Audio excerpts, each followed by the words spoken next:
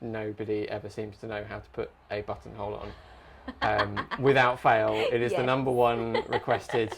Oh, Mr. Photographer Man, you probably know what you're doing. Do this, yeah, come here, come and help. And I'm like, I haven't got a flipping clue. Don't make me touch flowers. You would think by now that I do know a heck of a lot of ways to not do it. And it turns out there's an awful lot. But like the vast majority of the time, they end up. So I wondered if you would mind setting the record straight as to how to actually the official real life. How to put a buttonhole on. And there's a part that's not even the right name for it. It's even a buttonhole. It's like a boutonniere is one word for it. Yes, yeah. I would call it a buttonhole. Oh, okay. But yes, there is the along with the normal people, the plebs. Yeah. But like the posh people, the poshos call it a boutonniere. Posh people call it a boutonniere. Yes. But yes, I can show you how to pop one on.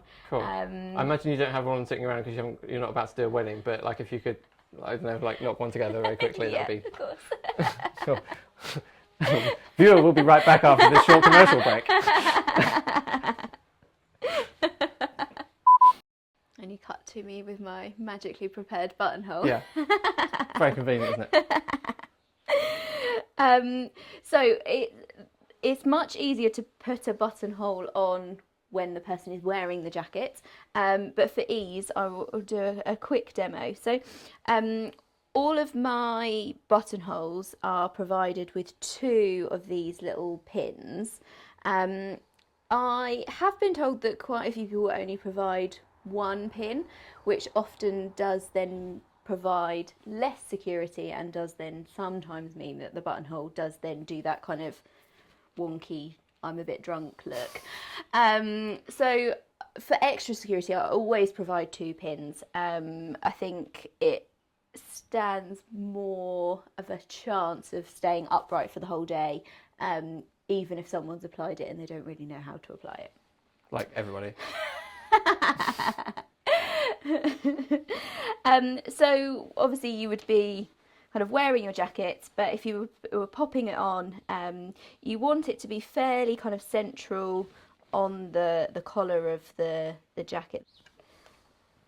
So what you don't want is it to then be kind of too far down or too far up, so nice and central. So find that kind of nice point and then hold your buttonhole on, flip the collar over, and you can see there that that's kind of where my buttonhole is. So I've still got a finger on it at the front and a thumb then supporting it.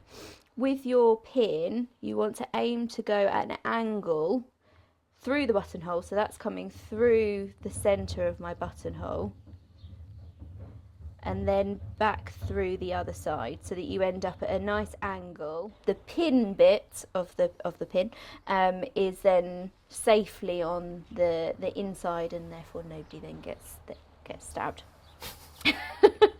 Which does happen a lot. Yes, yeah.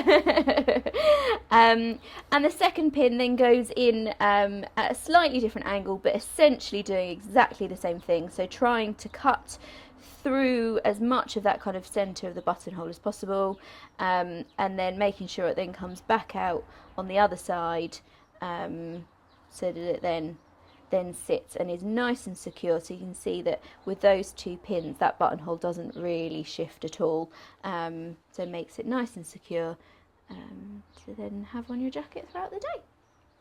Thanks very much. Ta-da! You've saved generations of wedding guys.